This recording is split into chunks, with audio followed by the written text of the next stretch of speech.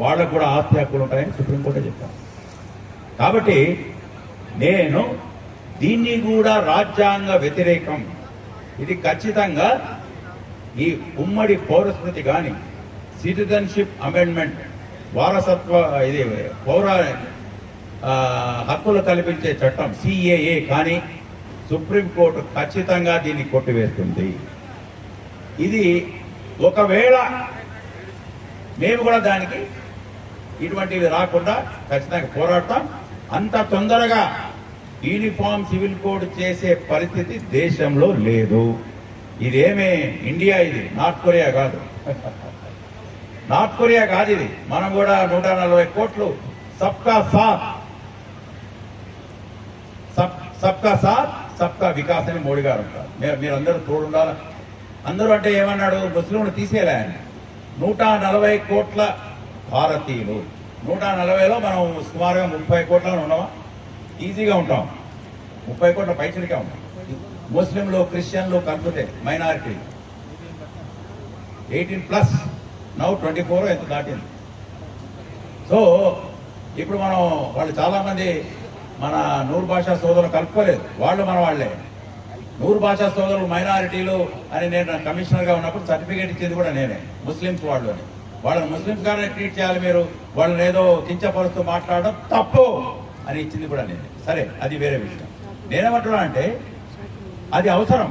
వాళ్ళు సరే ఎలక్షన్ కోసము ఇప్పుడు వైఎస్ఆర్సీపీ వాళ్ళు ఏ విధంగా ప్రచారం చేసుకుంటున్నారో వీళ్ళు కూడా కొన్ని ఏదో అట్లా ఉంటే తప్ప మనకు మెజారిటీ రాదని ఏమని అనుకొని ఉండవచ్చు. కానీ ఇది రాజ్యాంగ పరంగా, కోర్టుల పరంగా చాలా చాలా ఇబ్బంది కలిగించే విషయాలు.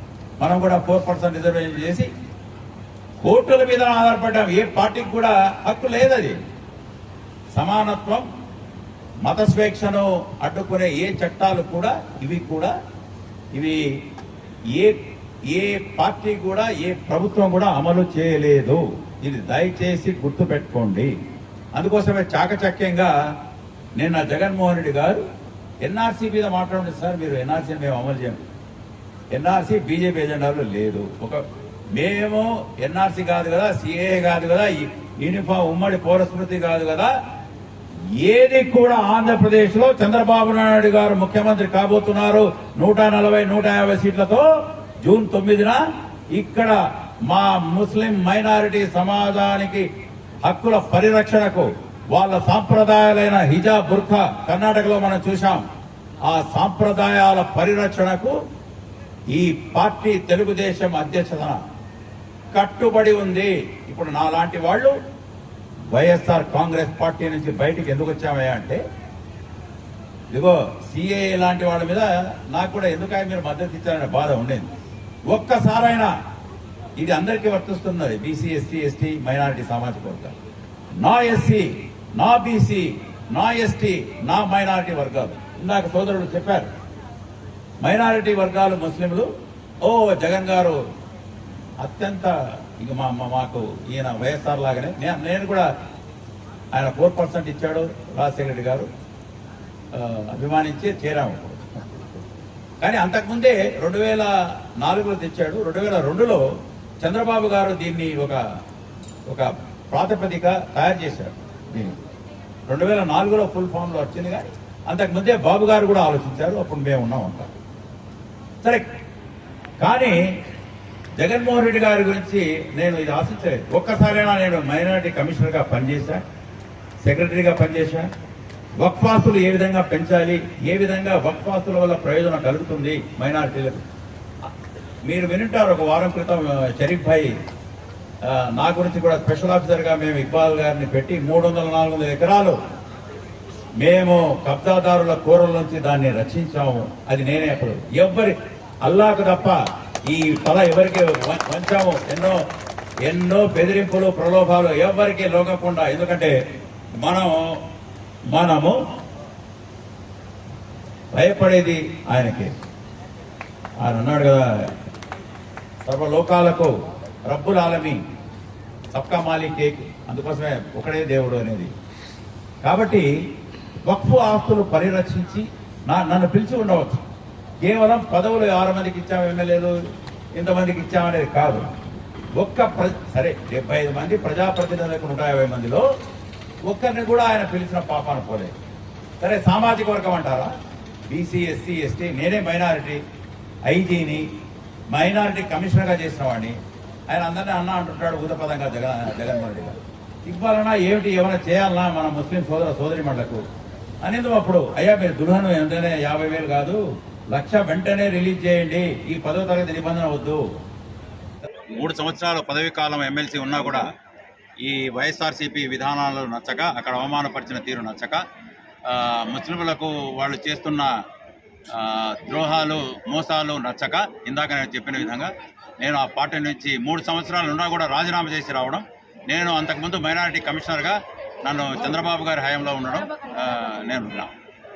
మరీ ముఖ్యంగా వైఎస్ఆర్సీపీ వాళ్ళు ఈ మధ్య ప్రచారం చేస్తున్నారు, 4% రిజర్వేషన్లు రద్దు చేస్తారు.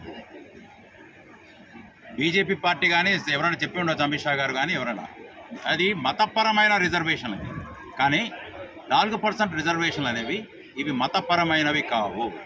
సామాజికంగా ఆర్థికంగా వెనుకబడిన ముస్లింలకు 90% ఎవరైతే ఉన్నారో వాళ్ళకు ఇవ్వబడిన రిజర్వేషన్లు ఇవి. 4% అనేది చాలా అందరు ముస్లింలకు వర్తించదు.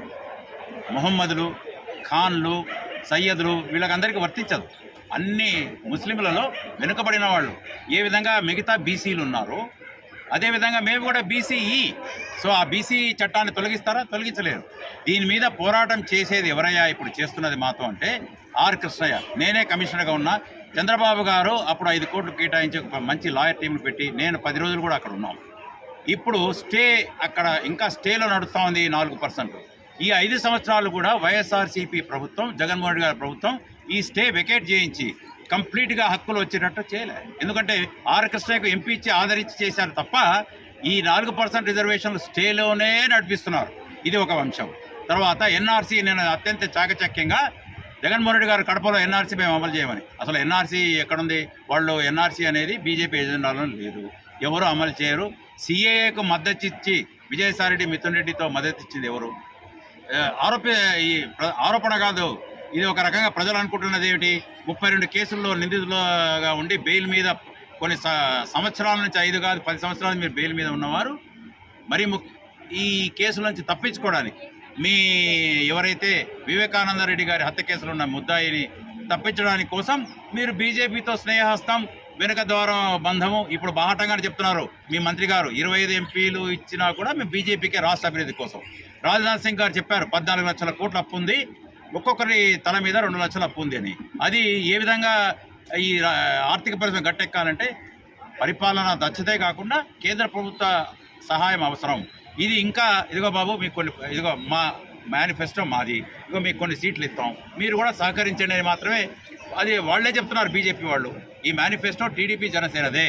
ఎస్, మీకు కొన్ని సీట్లు ఎందుకు ఇస్తున్నామంటే మా రాష్ట్రానికి సహకరించండి అని ఇచ్చాం.